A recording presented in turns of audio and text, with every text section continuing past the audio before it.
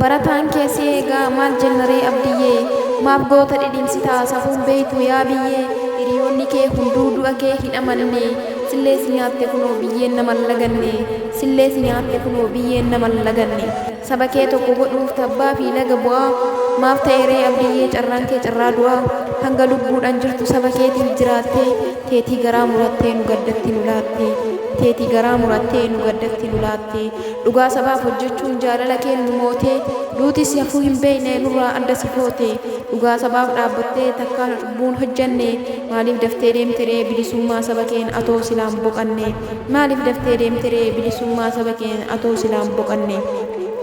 rakkoo uummata Oromoo keessa keetti gubattee hacuuccaa saba keetii ifa baastee dubbattee osoo galma keen gahiin maaf deebiteree karaa imala deebiin qabne maaf nu gudderee garaa imala deebiin qabne maa nu gudderee garaa seenaa dheerata malee umrii hin qabu goonni kaluu kanatti miti kan si eegne fagooni kaayyoo atirraa kuftee galmaan gaha dhaloonni kaayyoo atirraa kuftee galmaan gaha dhaloonni abdiyyee koo si dhabuun waan abdii nu mursiisu eega deemtee nagaatti caffee jannataa keessaa rabbi si haa qubsiisu